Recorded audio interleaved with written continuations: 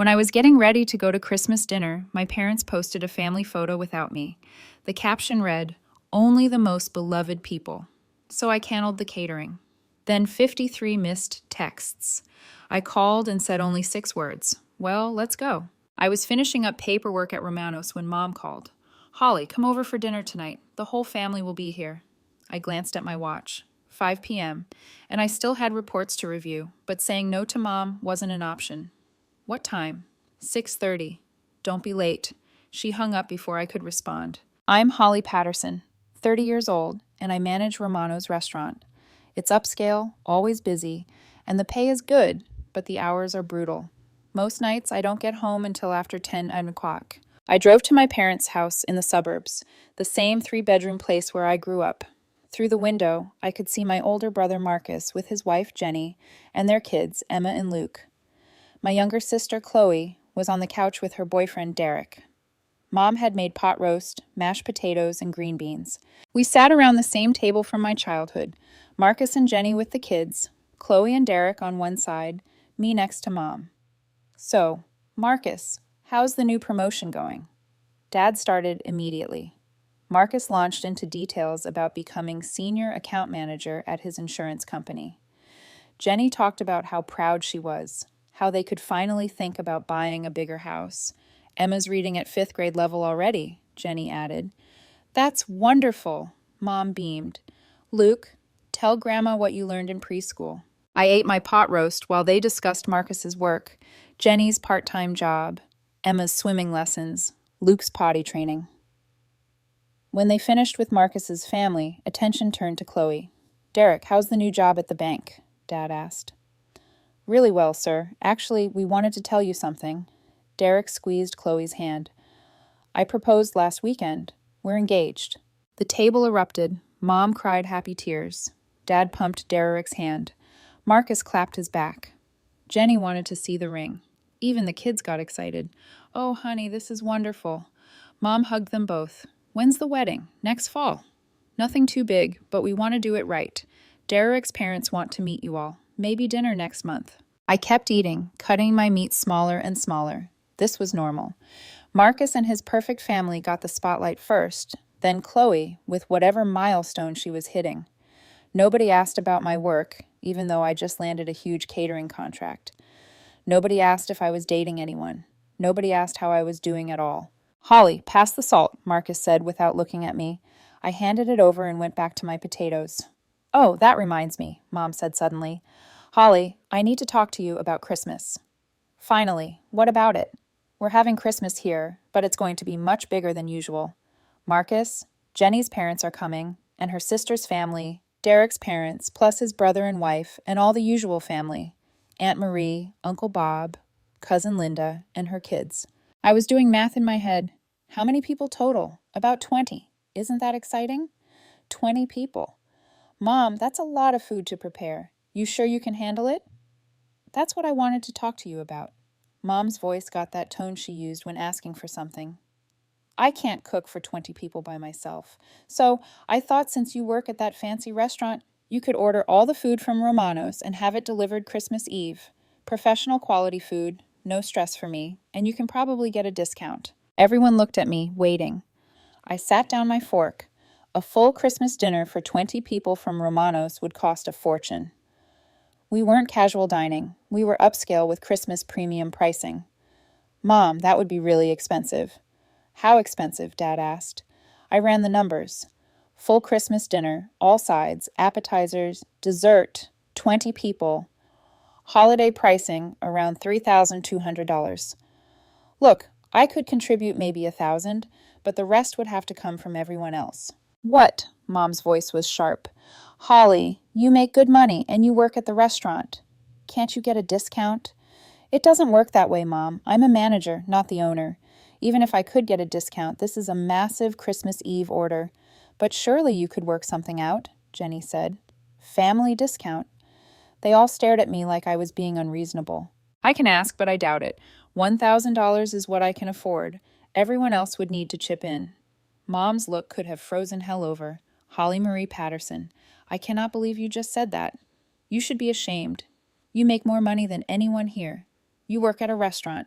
This is your family, and you're nickel and dimming us over Christmas dinner. I'm not nickel and diming. I'm telling you what it costs and offering to pay a third. A third? Chloe whispered to Derek. God, she's so greedy. Derek chuckled. My face burned. Excuse me. Nothing, Chloe said quickly. No. What did you say? I just think you don't have a family to support like Marcus. You don't have wedding expenses like us. You live alone in that little apartment. What do you even spend money on? Are you serious? Holly. Dad's voice was stern. Your mother is planning a nice Christmas. The least you could do is help. I offered to help. I offered $1,000. That's not helping, Mom said. That's making your family scramble while you sit on your pile of money. I looked at Marcus. What do you think? He shifted uncomfortably. I mean, it would be tight, but if everyone chips in silence again. You know what? Mom's voice was deadly calm. Forget it. Holly, you'll pay for the whole thing. End of discussion. You make plenty of money. You eat the food, too. And at your contribution to family Christmas. I stared at her, at Dad nodding along, at Marcus and Chloe avoiding my eyes. Fine, I'll order the food. Good. Delivered at 5 o'clock Christmas Eve. I nodded and went back to my pot roast. Appetite gone. Conversation moved to Emma's school play, Luke's toys, Chloe's wedding planning. I finished eating in silence. After helping clear dishes, I drove home, gripping the steering wheel. $3,200. But it was Christmas and family, and apparently I was the only one who could pay. Next morning, I placed the order at Romano's. Prime rib, honey-glazed ham, all the sides, appetizers, 3 desserts, everything for a perfect Christmas dinner. I put down $1,500 deposit and scheduled delivery for December 24th at 5 p.m. My boss, Tony, looked over the order and whistled. Big family Christmas. Something like that.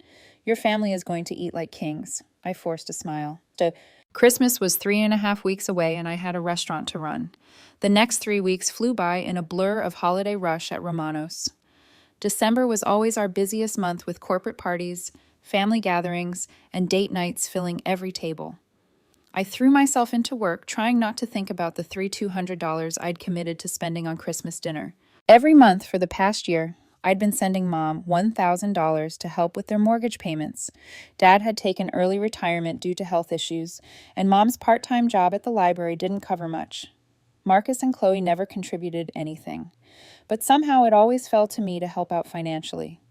Between the mortgage help and now Christmas dinner, I was looking at over $4,000 spent on my family in just 2 months.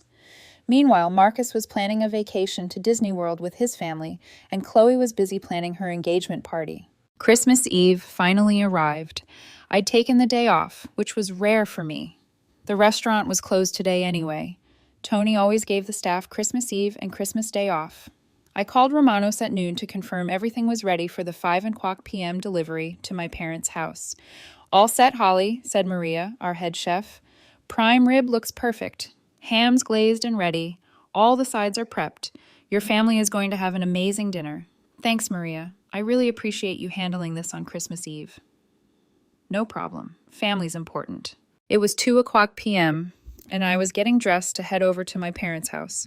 The plan was to arrive early and help with decorating and setting up for guests. I just put on my red sweater when my phone buzzed with a notification. Mom had posted something on Facebook. I opened the app and immediately felt sick. It was a family photo. Mom, Dad, Marcus, Jenny, Emma, Luke, Chloe, and Derek. They were all dressed nicely, smiling at the camera in the living room I knew so well. The Christmas tree was behind them, perfectly decorated. I wasn't in the photo. The caption read, "Only the most beloved and dear people to me. Merry Christmas, from our family to yours." I stared at the screen, reading it over and over. Only the most beloved and dear people. I scrolled down to the comments that were already appearing. Aunt Marie had written, "Beautiful family, but where's Holly?" Mom's response made my blood freeze. "Oh, that's nothing. Nobody would notice her absence anyway." I sat down heavily on my couch, still in my coat. They'd taken a family Christmas photo without me. Not only that, but Mom had deliberately captioned it to exclude me, and when asked about my absence, she dismissed me like I didn't matter. The worst part was that they could have waited. I was supposed to be there in an hour. They could have taken the photo when I arrived, included me, like actual family. But they chose not to. They chose to take their beloved and dear people photo without me. This wasn't new. Growing up, it had always been obvious that Marcus and Chloe were the favorites. When Marcus made varsity football, Dad took him out for a celebration dinner. When I made honor roll 4 semesters in a row, nobody said anything. When Chloe got her first job at 16, Mom threw her a little party.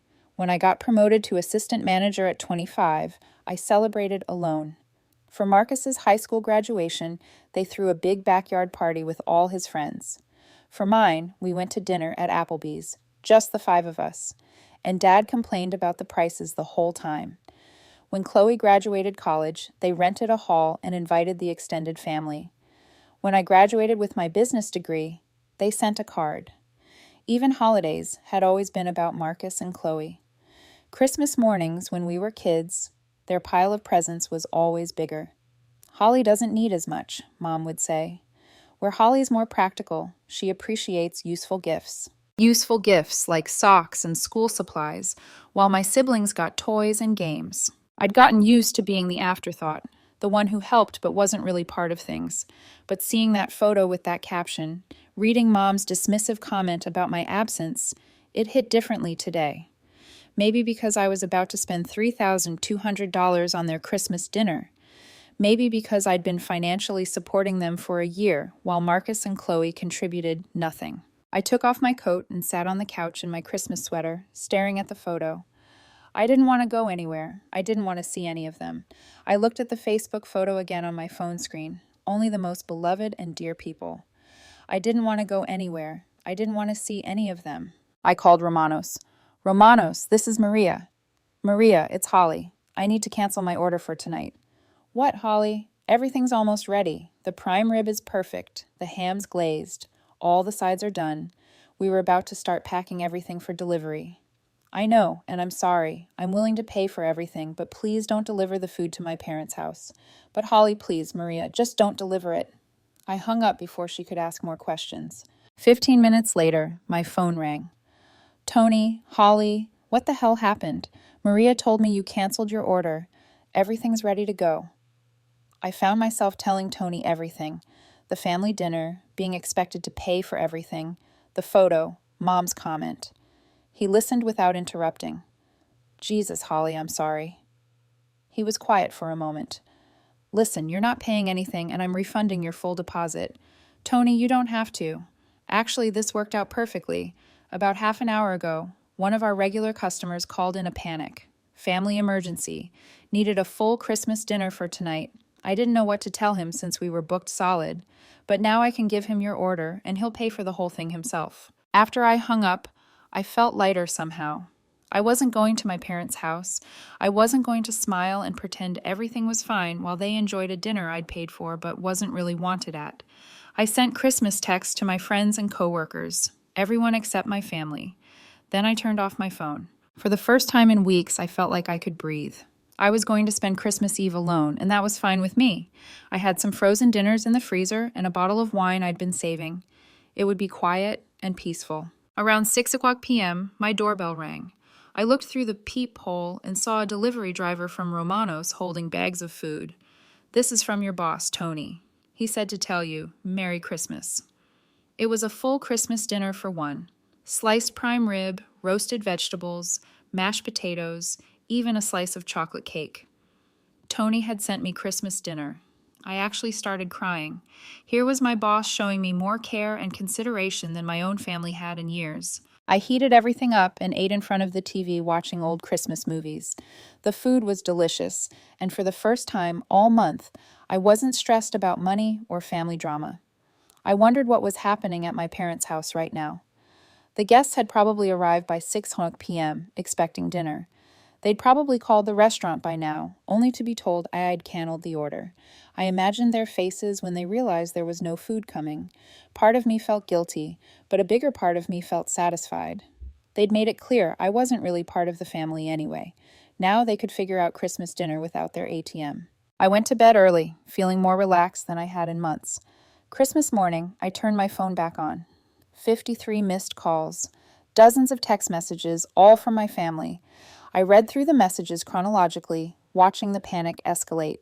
5:47 p.m. Mom, where is the catering? They should have been here by now. 6:15 p.m. Marcus. Holly, where's the food? Guests are arriving and there's nothing to eat. 6:32 p.m. Chloe, Holly, answer your phone. What's going on with dinner? 6:45 p.m. Dad, Holly, we need to know what happened with the restaurant. Call us back immediately. 7:23 p.m. Mom, I called Romano's and they said you canceled the order. What the hell is wrong with you? 7:41 p.m. Marcus. Holly, you've completely ruined Christmas. Jenny's parents are mortified. The kids are asking why there's no dinner. 8:15 p.m. Chloe, you're insane. Completely insane. Do you know what you've done?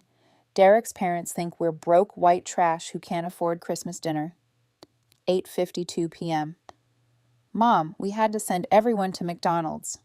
On Christmas Eve, Derek's parents left early. Jenny's sister was asking what kind of family we are. You've humiliated us. 9:34 p.m.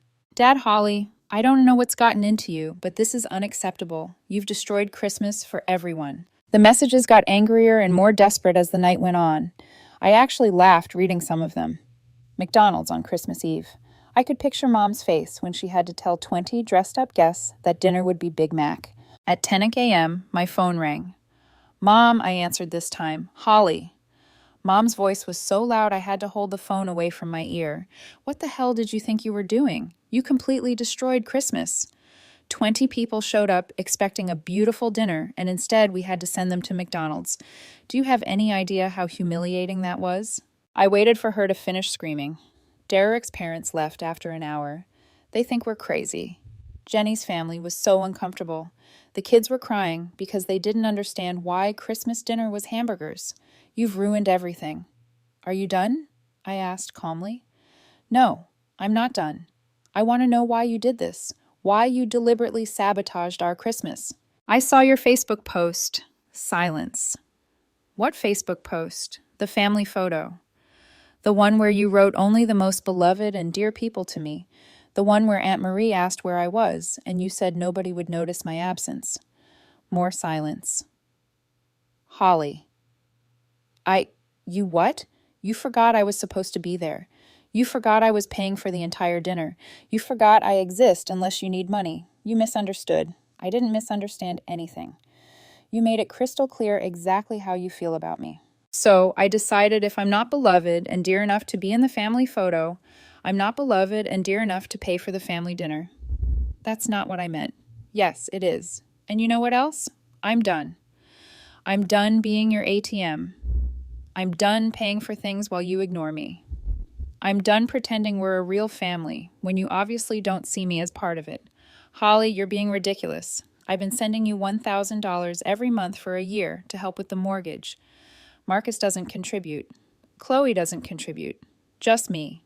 Well, that stops now. Starting in January, you won't get another penny from me. You can't be serious. Dead serious. You have 2 beloved children who can help you with the mortgage now. Holly, wait. Holly. I hung up and immediately blocked all their numbers.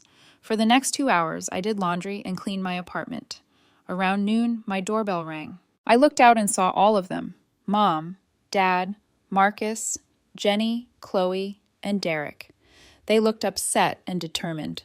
This conversation was inevitable. I opened the door.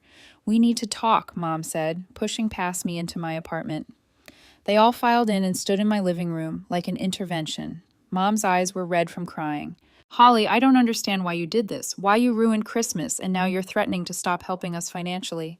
I didn't threaten anything. I told you exactly what's happening. But why? Chloe asked. What's wrong with you? What's wrong with me? You called me greedy for not wanting to pay $3,200 by myself. You excluded me from the family photo, and Mom literally said nobody would notice if I wasn't there. And you're asking what's wrong with me. They all looked uncomfortable. Holly, Dad said carefully, if this is about that photo, your mother already deleted it. I stared at him. You think this is about one photo? What else could it be about? Marcus asked. When was the last time any of you did something for me? When was the last time you asked about my life? When was the last time you treated me like family instead of a bank account? They looked at each other confused. We always include you. Jenny started. No, you don't. You include my money. There's a difference. Mom started crying again. I don't understand why you're doing this to us. Without your help, we'll lose the house. You have 2 other children, asked them. Holly, be reasonable. Marcus said, you make more money than us, and that makes me responsible for your parents' mortgage. I walked to the door and opened it. I want all of you to leave now. Holly, Mom tried again. Out, all of you. I'm done with this conversation, and I'm done with all of you. They filed out reluctantly. Mom still crying. I closed the door and locked it. Then I went to my computer and canceled the automatic monthly transfer to Mom's account. I felt free. For the next 2 weeks, my phone rang constantly. Aunt Marie, Uncle Bob, Cousin Linda, they all called, trying to convince me to reconcile with my parents. Each conversation was the same. Holly, your mother is so upset. This is tearing the family apart. Holly, whatever happened, you need to forgive them. Their family. Holly, your parents raised you better than this. I hung up on all of them. Nobody asked what my parents had done. Nobody wanted to hear my side. They just wanted me to fix things by giving in like always. 2 months after Christmas, I was reviewing inventory reports at Romano's when Maria came into my office looking uncomfortable. Holly, there are some people here to see you. They say they're your parents. I looked through the office window and saw Mom and Dad sitting in the waiting area by the host station. They looked terrible, tired, stressed, older somehow. Mom and Dad walked into my office like they were approaching a funeral. Mom's eyes were puffy from crying. Dad looked like he hadn't slept in days. Holly, Mom said quietly, sitting down without being invited. We need to talk. There's nothing to talk about. Yes, there is. Dad's voice was strained. We came to apologize. I leaned back in my chair and waited. The photo was wrong, Mom said. The comment I made was wrong. We should have included you. We should have waited for you. I deleted it as soon as I realized what I'd done. What you'd done was show me exactly how you really feel. That's not true. Mom, stop. You wrote only the most beloved and dear people, and I wasn't in the photo. When someone asked where I was, you said nobody would notice my absence. Those weren't accidents. Dad cleared his throat. We've been talking to a counselor. She helped us understand some things. I raised my eyebrows, such as how we've been treating you differently than Marcus and Chloe. Mom said how we've taken you for granted, how we've expected you to solve our problems without giving you the same attention we give your siblings. It felt surreal hearing her admit this. The counselor made us write down everything we've asked from you in the past year. Dad continued, the monthly mortgage payments, the Christmas dinner, all of the times we called you for help but never called Marcus or Chloe. When we saw it all written down, we realized we'd been using you. Mom finished and we're sorry. Dad had to go back to work, Mom continued. I'm working part-time at a grocery store now. We don't need your money anymore. We just want our daughter back. We know we messed up, Dad said. We know saying sorry doesn't fix everything, but we want to try to change how we treat you. We want to earn your forgiveness. I looked at them sitting there looking genuinely remorseful for the first time I could remember. What about Marcus and Chloe? They're angry at first, Mom admitted. They thought you were being dramatic. But when we explained everything to them, when we told them about the counseling and what we'd realized, they understand now. Chloe cried. Dad said, she said she never realized how differently we treated you, Marcus, too. They both want to apologize. I sat there processing this. It was more accountability than I'd ever gotten from my family. I'm not ready to forgive you yet, I said, finally. Mom's face fell, but Dad nodded. We understand. We just wanted you to know that we recognize what we did wrong. We're working on changing. And whenever you're ready, if you're ever ready, we'd like to try again. Can we ask one thing? Mom said. Can we at least call you sometimes? Not for money, not for favors, just to check in to see how you're doing. I thought about it maybe, but I need time. They left quietly and I sat in my office for a long time thinking about what they'd said. It was the first time they'd ever acknowledged their behavior. The first time they'd apologized without making excuses. 3 months passed. I didn't contact my family and they didn't push. Occasionally, Mom would send a brief text. Hope you're having a good day or thinking of you, but nothing demanding a response. My bank account looked healthier than it had in years. Without the monthly 1,000 payments, I was actually saving money. I'd started looking at vacation packages, thinking about taking a real trip for the first time in my adult life. Work was going well. Tony had given me a raise after the Christmas incident, saying he'd never had a manager handle a difficult situation with such grace. I'd started dating Tom from the wine distributor more seriously. He'd met some of my friends and coworkers, and everyone liked him. For the first time in my life, I felt like I was living for myself instead of managing everyone else's problems. I wasn't sure when or if I'd reconcile with my family. The hurt was still there, deep and familiar. But knowing they'd acknowledged their mistakes, that they were getting counseling, that they'd apologized without making demands, it meant something. Maybe someday we could have a real relationship, one where I was valued for more than my bank account. Maybe someday I could trust them to treat me like family instead of like a resource. But for now, I was content being on my own. I'd learned that being alone was better than being used. I'd learned that I deserved better than being an afterthought in my own family. Most importantly, I'd learned that I could stand up for myself, even when it meant standing alone. For the first time in 30 years, I felt like I knew my own worth, and it wasn't measured in dollars.